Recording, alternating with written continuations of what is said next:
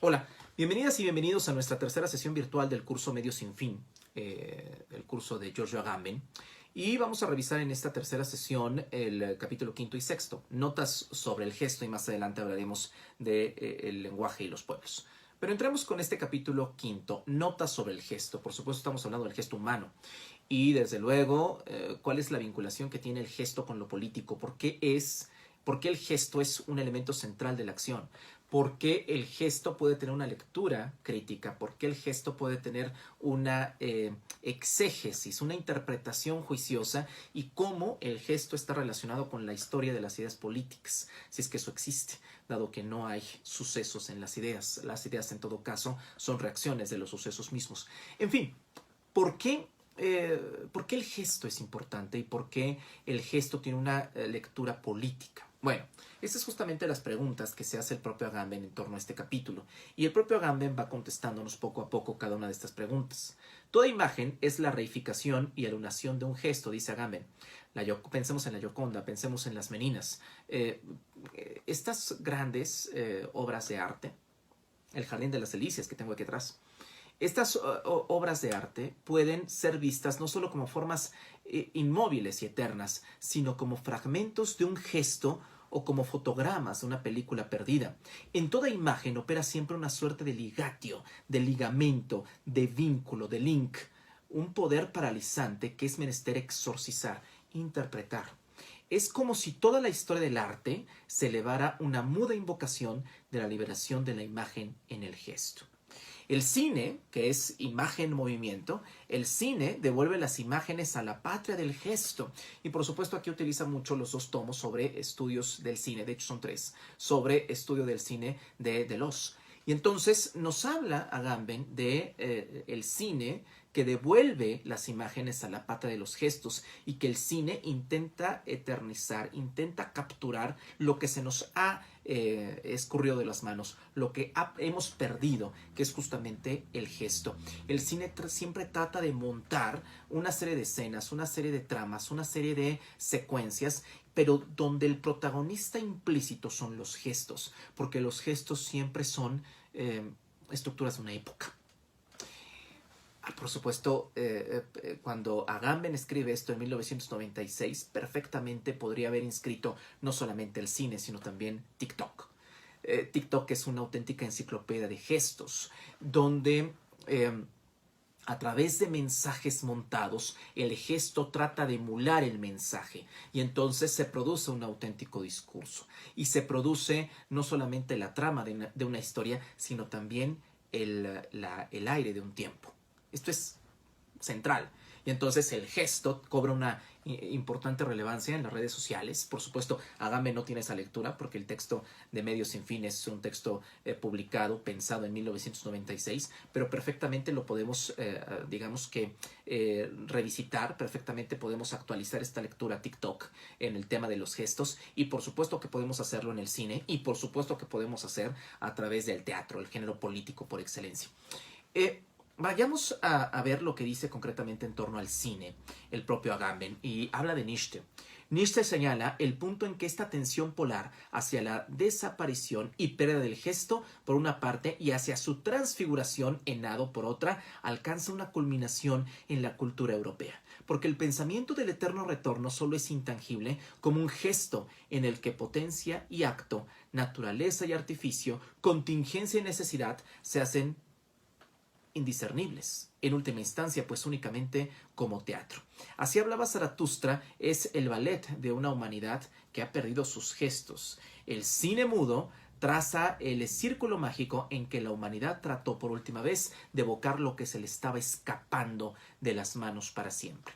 Y entonces, la gran pregunta que tenemos en este capítulo, notas sobre el gesto, pues es evidente. De hecho, tenemos dos grandes preguntas. Y la primera es, ¿qué tiene que ver todo esto con nuestros asuntos, la política, Medios sin Fin? ¿Acaso el gesto capturado en la imagen no reproduce la misma escena que las ideas colocadas como el centro de la filosofía?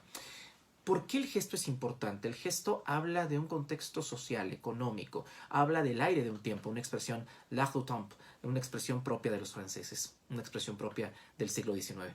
El gesto habla del aire de un tiempo. El gesto nos suscribe a una época, a una temporalidad concreta, pero el gesto, la utilización del gesto en TikTok, en el cine, en el teatro, es muy similar a la utilización, y tendríamos que decir instrumentación, a la razón instrumental en auténtica lógica kantiana, en auténtica estructuración kantiana. Es muy similar el uso del gesto en el cine, en redes sociales, a las ideas en la filosofía. Lo que hace, en una suerte de analogía, lo que hace el gesto en el cine, en el teatro, en las redes sociales, en el arte, es exactamente lo mismo, la misma función simbólica que tienen las ideas en la propia filosofía. O sea, la analogía es absoluta. Por eso dice, ¿acaso el gesto capturado en la imagen no reproduce la misma escena que las ideas colocadas como el centro de la filosofía? En consecuencia, el tener por centro el gesto y no la imagen, el cine pertenece esencialmente a la ética y a la política. Si el teatro es el género político por excelencia, ¿por qué? ¿Por qué? Esta es una idea, por supuesto, de Hannah Arendt, que está en La condición humana y que está en muchos otros textos, La vida del espíritu, en fin. ¿Por qué el teatro es el género político por excelencia? No solamente porque existen gestos y estos gestos pertenecen a la acción, el principal concepto de la ciencia política, sino porque ninguno de los actores que se encuentran en el escenario conoce toda la trama. Solamente el espectador conoce absolutamente toda la trama. ¿Por qué? Ni siquiera el narrador, en las clásicas historias de Shakespeare, es capaz de conocer todos los detalles de la trama. La trama solamente se desarrolla, la trama solamente se presenta ante los propios espectadores. Y los propios espectadores pueden enjuiciar la trama misma sobre el propio escenario, además de que solamente en el teatro se pueden decir cosas que de otra forma no podría decirse en un discurso o que no podrían decir los actores fuera del escenario. Por eso es un espacio de absoluta libertad y por tanto es el género político por excelencia. Ahora, en el cine pasa más o menos lo mismo, solamente que de manera tecnificada. El cine pasa exactamente lo mismo. La trama no es conocida para todos los actores, solamente el espectador es capaz de ordenar y de configurar y de rescatar la trama en virtud de sus propios juicios. Y pasa lo mismo con la política del pasado, que es precisamente la historia. La historia solamente puede pensarse desde el tiempo presente. Y entonces la historia es aquello del pasado que configura nuestro presente contingente. Y entonces es el espectador, es el historiador, aquel que puede juzgar el pasado y aquel que puede decirnos en torno a los acontecimientos del pasado y en torno a la eventualidad de este pasado y cómo este pasado sigue configurando nuestro presente inmediato. La historia, lo va a decir en la serie Hannah Arendt, en la serie de ensayos que se titula de la historia a la acción, la historia no es otra cosa más que la política del pasado. Y entonces pasa lo mismo con el teatro, pasa lo mismo con el cine. El cine es dado que tiene en el centro la gestualidad y no la imagen, el cine pertenece esencialmente a la ética y por tanto a la política. De lo contrario, las tramas que están en muchas películas, pensemos The Life of Pi, una aventura extraordinaria, obviamente un tigre de Bengala que está en una lancha con Pi, con un pequeño muchacho adolescente hindú y que, terminan en una zona de Acapulco, en las costas de Guerrero, y que terminan después de un naufragio muy largo, ¿no? Por supuesto que ahí se configura el paso del estado de naturaleza al estado civil y ahí perfectamente se dan las claves en esta película del estado de naturaleza, del pacto prepolítico, cómo poder pactar con una bestia a pesar de que no se puede pactar con bestias y no se puede pactar con dioses, pensando en la lógica de Thomas Hobbes, y cómo surge justamente una suerte de dictadura soberana, dado que no puede existir un pacto político, dado que el tigre de Bengala no puede expresar su voluntad y sin embargo no está siendo gobernado, pero sí está siendo dominado. En fin, a través de Arcanas Imperis. O sea, ahí hay una trama concreta. O pensemos en Monster Inc. y pensemos en el texto de la condición humana, labor, trabajo y acción. Y entonces asustar es la quinta esencia de los monstruos. Y pensemos en Harry Potter, ¿no? Una revolución al final en las Reliquias de la Muerte, parte 1 y 2. Una revolución que encabeza Potter y una que trata de, que trata de pelearse, que trata de enfrentar a una construcción de carácter totalitaria por Lord Voldemort. Y entonces la infinitud, una vez más, Hannah Arendt sobre la revolución, la infinitud de los sentimientos de los revolucionarios es inmensa. Y recordemos esa escena donde hay una suerte de armisticio y donde Voldemort habla en una suerte de altavoz y dice: has desperdiciado muchísima sangre preciosa, mucha sangre mágica esta noche. O sea, entréguenme a Potter y entonces habrá un armisticio y serán perdonados. En fin, claro que el cine desenvuelve una serie de acciones y hay una parte que es capital y la acción es susceptible de ser analizada políticamente. Y entonces estas acciones tienen una parte elemental. Y esta parte elemental, esta patria que hizo suya el cine son los gestos. Los gestos son parte de la acción. No pertenecen al hacer, pertenecen a otro, pertenecen a una... entre la actividad y el hacer, justamente los gestos están en una suerte de intermediación, en una suerte de mediatización entre el hacer, que es propio de la acción, y la actividad. Más adelante Agamben va a ser más claro, pero no me quiero adelantar demasiado. Ahora, el gesto está inscrito en la esfera de la acción, pero al mismo tiempo está distinguido del actuar, de la actividad y del hacer. Por medio del gesto no se produce ni se actúa, sino que se asume y se soporta. El gesto rompe la falsa alternativa, por eso es importante hablar de gesto en un texto que se titula Medios sin fin, de Giorgio Agamben. El gesto rompe la falsa alternativa entre fines y medios. En el gesto, lo que se comunica a los hombres es la esfera no de un fin en sí, sino de una medialidad puras y sin un fin. El gesto rompe esta falsa alternativa entre fines y medios. Esto es absurdo. Y la propia Hannah en el diario filosófico va a ser muy clara. Los medios no tienen fin. ¿Y por qué los medios no tienen fin? Porque no tenemos control. Los medios suponen un elemento instrumental colectivo, productivo.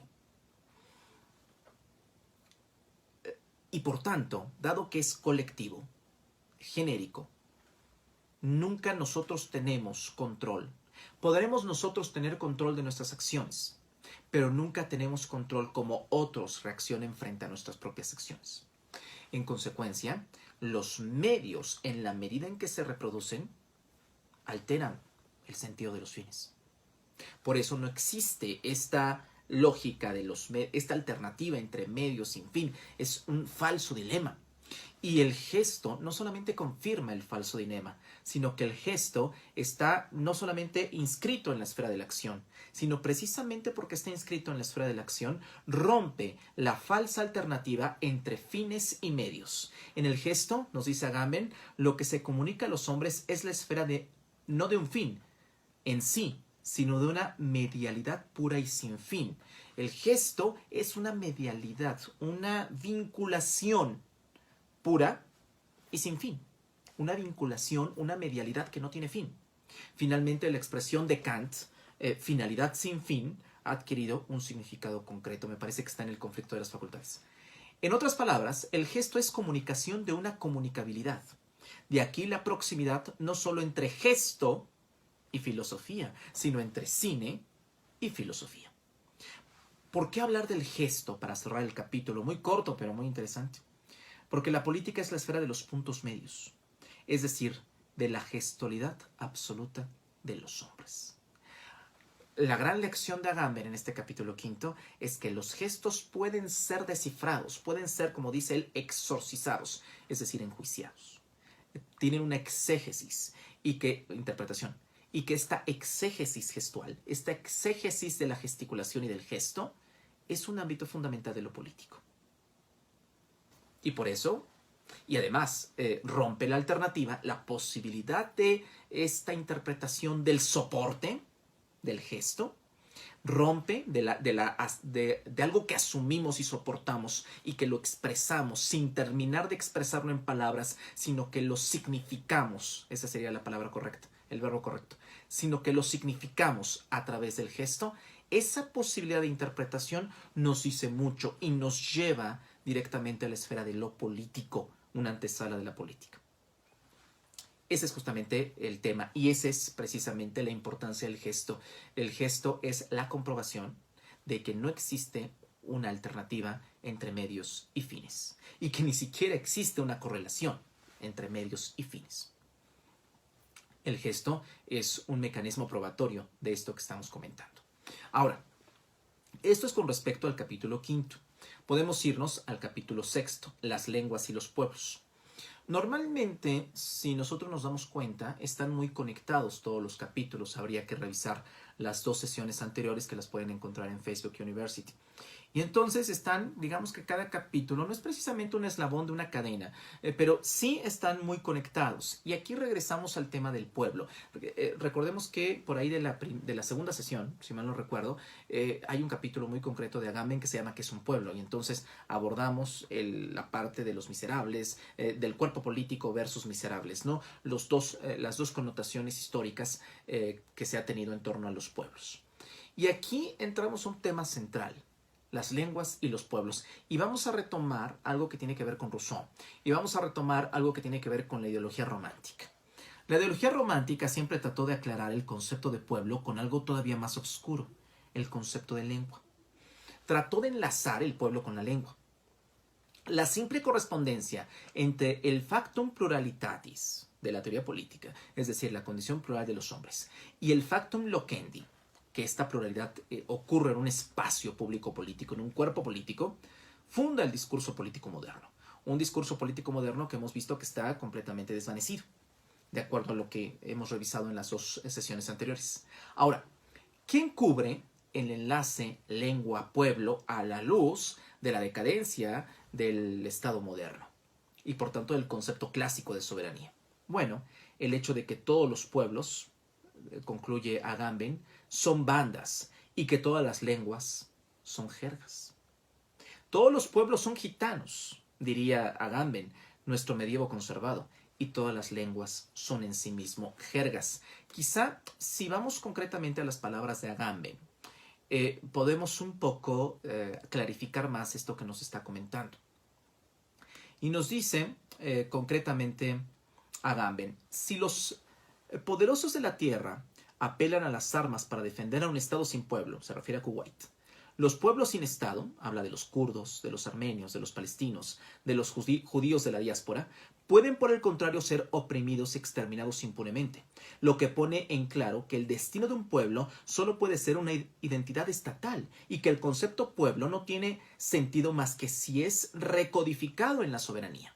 El concepto de pueblo solamente tiene sentido si estamos pensando en la estructura del Estado soberano. De lo contrario, no existe. Los lenguajes son jergas. Y lo que nos comentaba hace un momento, ¿no? Todas las lenguas son jergas. Todos los pueblos son gitanos. Y entonces, continúa Agamben, lo que pone en claro que el destino de un pueblo solo puede ser una identidad estatal y que el concepto pueblo no tiene sentido más que si es recodificado en la soberanía.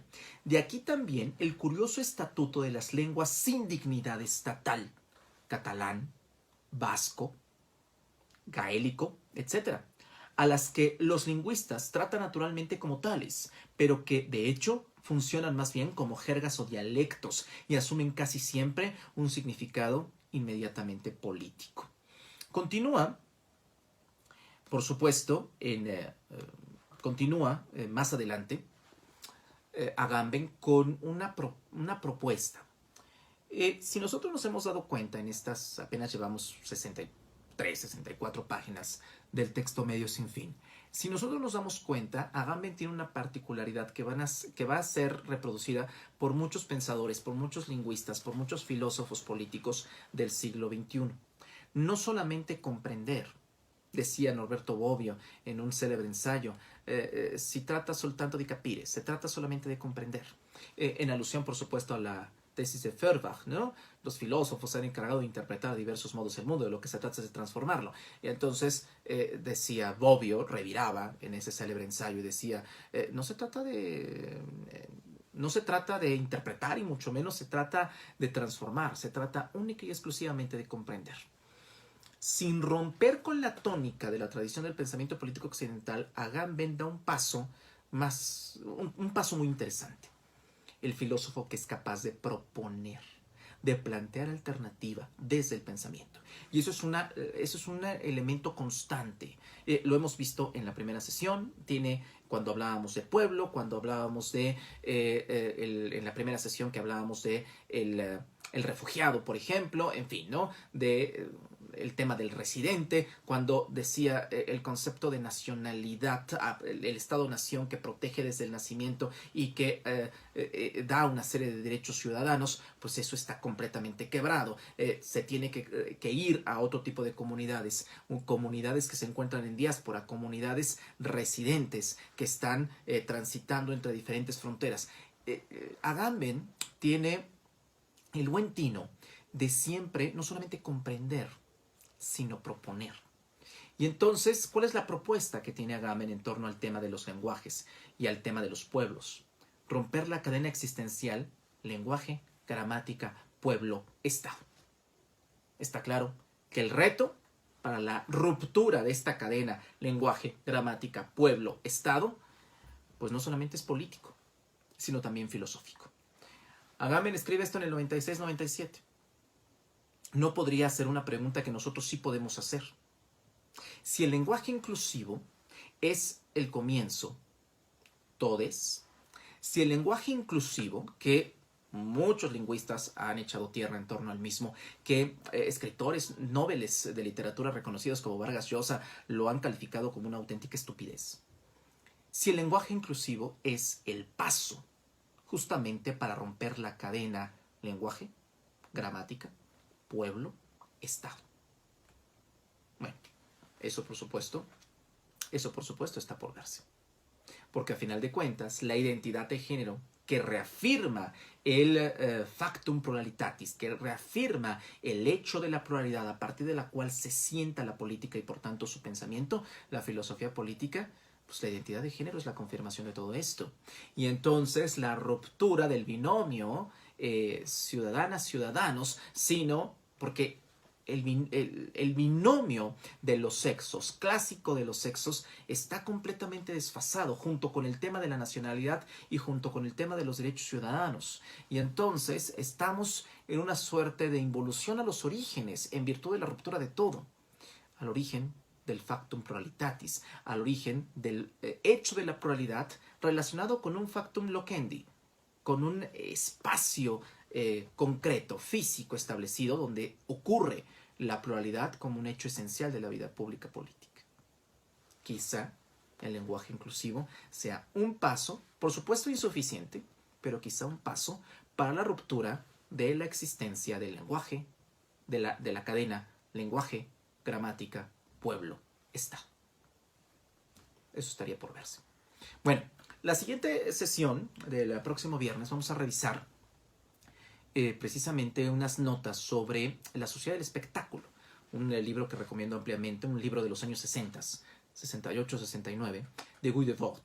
La sociedad, evidentemente, Agamben, si estamos hablando de cine, si estamos hablando de lenguaje, pues por supuesto tiene mucho que decir en torno a la sociedad del espectáculo, la obra de Giorgio Agamben. Y justamente sobre eso nos vamos a dedicar la próxima sesión. Gracias.